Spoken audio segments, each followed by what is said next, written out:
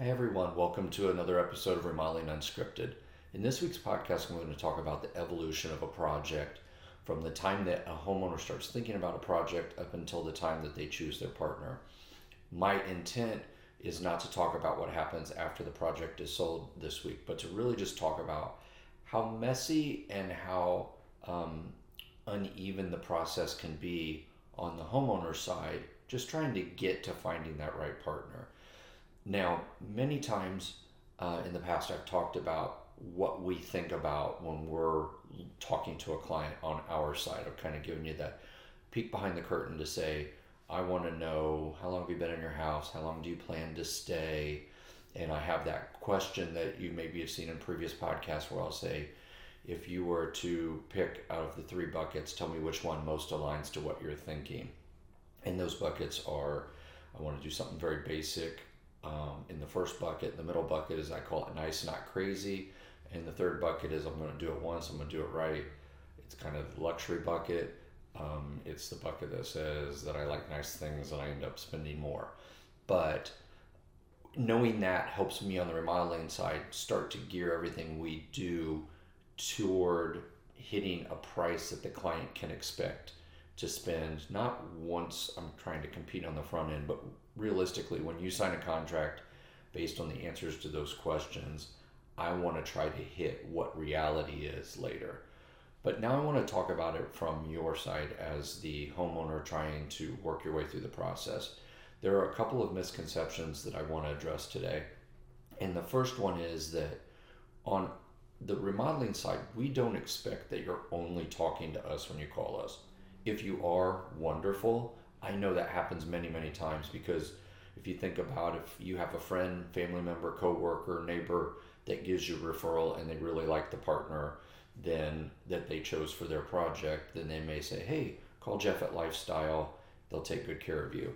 And then I know intuitively that if we do a good job from the first phone call and we interact with you throughout the process well, and we give you a price that falls in the range of what you're hoping to spend, then I know that at that point we have a really good shot at doing your project because everything's kind of fallen in line.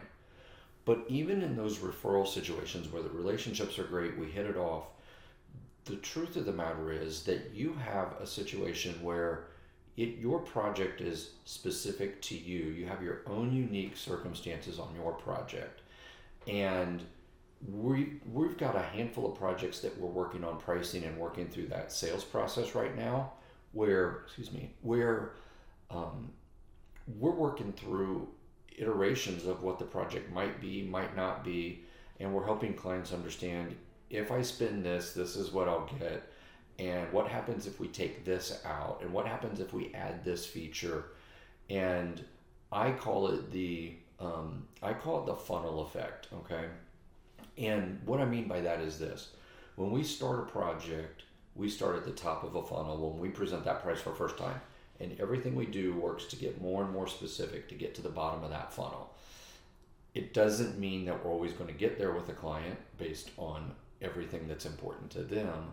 But what we're trying to do is help clients understand that for each individual cost versus value decision that they make, there is a different cost versus value assessment that they're going to make. So that was confusing, but it's remodeling unscripted, so we're going to roll with it.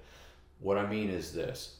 You might be really, really fired up about getting quartz countertops in your kitchen, but you might worry less about what type of flooring you have in the hallway leading from the laundry room down to the kitchen, as an example, okay? You just want something that's durable. You want something that's going to last. I've got a project that we're working on right now. It's larger in size. And as I've talked to the client, it became very apparent what was important to them as we would talk about each of the individual items throughout the process. So for them, the quality of doors and windows was less important. They didn't want junk, but the name on it or what level it was not as important because they had so many things that they wanted to do. They're like, give me a good window or door product that puts me in the middle of the range, but I don't have to have something specific. But I don't want to lose any features in my kitchen.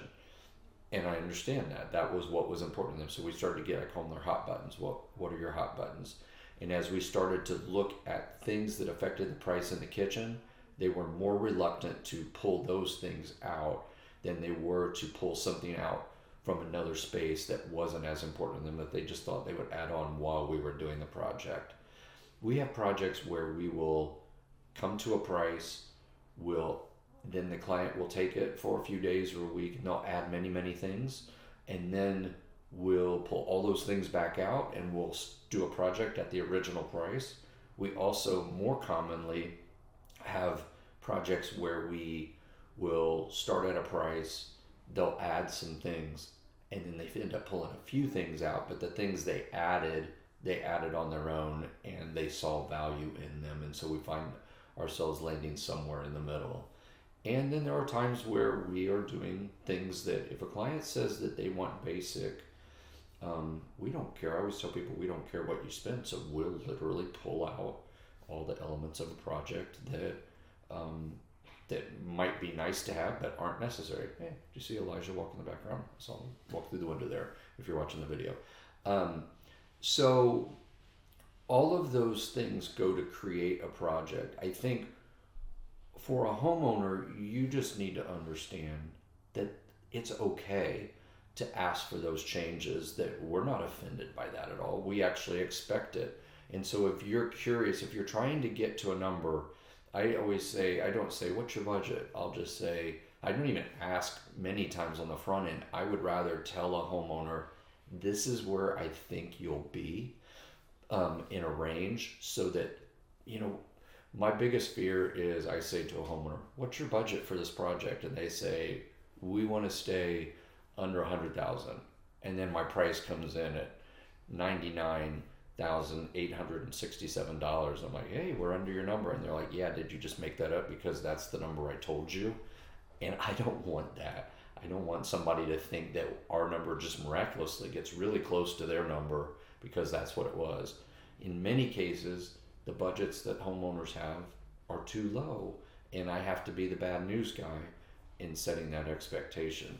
But I find if I have somebody describe what they're wanting to do in the project, then I put them into a range and say, this feels like 50s, it could be 40s, it could be 60s too, but it feels like 50s to me based on what you've described.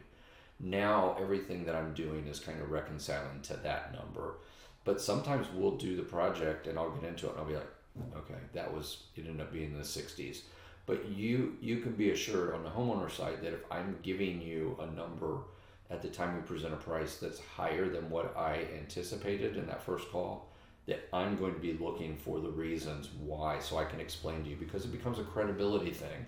It's a very real thing that if we say something to you, that you lock in on it as a homeowner. And I know we're working on another project right now where we got the opportunity to even look at this project because the first partner that they went down the path with told them it would be a project would be between X and Y. And then it was like $150,000 more than the X and Y that they had initially described and discussed. Well, if you think about what that did, that immediately betrayed the trust of this client who put their faith in them and said, I don't want to spend that new number. I want to spend the number you told me. Why did you tell me this number and then go design something that was so much more expensive? So that whittled away at the trust that the client had with that particular partner. And now they're open to having a different conversation with somebody else to see, are they taking advantage of me? What's the deal?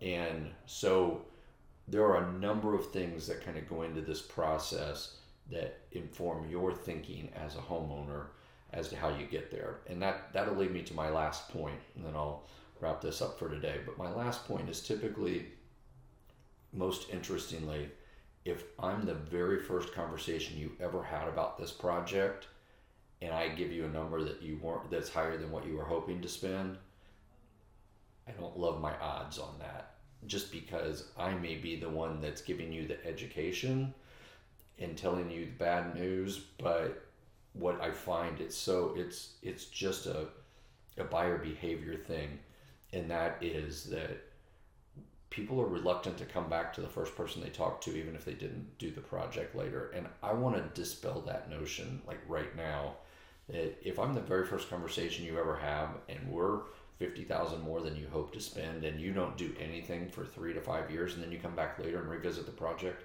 I would love for you to revisit the project with me. I'm not going to be offended that you didn't do a project for 3 to 5 years. We once sold a project that took 7 years to sell. That doesn't matter to us at all. I have a client right now that we've been working on something, and we're literally talking every couple of months, and we're going on a couple of years with regard to this project. And it hasn't happened yet, and it may never happen, but as long as that relationship is good, and if you as a client feel good about us, I want you to continue that relationship and engage in those conversations, and we'll help you get there.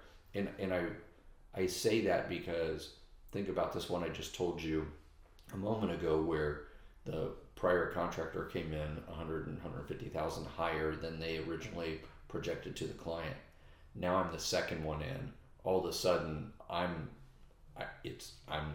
in a different position, and I kind of like coming in at the end because they already have the experience in the background of interacting with others, and we can start to create that contrast of how we're different than others, from the interaction and expectations we set right up front to the things we're willing to do to work through the project. And I always tell people, since we don't care what you spend, I'm trying to disarm people right away and let homeowners know whatever you want to do is fine. It'll still be a great project regardless. So let us just help you get there, and then let us execute it on the back end so that you get a good project done by good people who are going to do it right. That's the most important thing in my mind, is that you don't get taken advantage of in the end, and that you get a product and a project delivered to you, and a process done in a process that's actually good to live through with good people who really, really care. Bringing it full circle, at the beginning you go into a project. My dad is constantly talking right now about love it or leave it. I think it's love it or list it, but love it or leave it. He's watching HGTV. He's watching the shows, and you just lock in on, this is what I want to do and this is what I want to spend. This part's not about my dad, but I'm just saying in general. So you have this idealistic thinking when you walk into a project about, I'm going to do my kitchen and it's going to cost this and it's going to be wonderful, and then you immediately start getting hit with hurdles that are either, hey, I'm going over my budget that I really wanted to spend, or I can't take that wall out in that specific way, or I've got a bulkhead here but there's some heating and cooling in it, and I'm going to have to fight some things or spend extra money to figure all these things out, and it starts to get real messy really quickly. I think if you can go into a project on the homeowner side with an open mind, find the best partner that you can find, and ride that relationship until you're given a reason not to trust anymore, you're going to be very happy with your choice. Follow your gut on the people, because you're betting on the people that you're working with, and that's the most important thing, is the partner that you choose. The details will work themselves out, and you need somebody that can give you a process that kind of aligns with how you want to make decisions. So for instance, some people love the idea of going to 17 places and going to the lighting store, going to the plumbing store, and going to the tile store, and they love that process. That creativity is what gives them energy. Other people, that takes their life away. That makes them that just exhausts them, and they want no part of that. They want a partner that'll help them make those choices and put things in front of them. And if I had $1 for every time I had somebody say, can you just give me 3 choices and I'll be able to pick something? Like, you just have to be able to find a partner that will react and carry you through the process, the manner in which you want to be led through the process, and understand that we understand that we're working for you. So we're trying to make sure that you're happy from the first conversation to the last bit of punch out and touch up that we do as we back out the door. So with that, I hope that's a little bit enlightening for you to understand as a homeowner. It's okay that this process is a little messy. It's okay that you ask somebody to price something and then you don't do it. Then you ask somebody to price something else and then you may not do that either.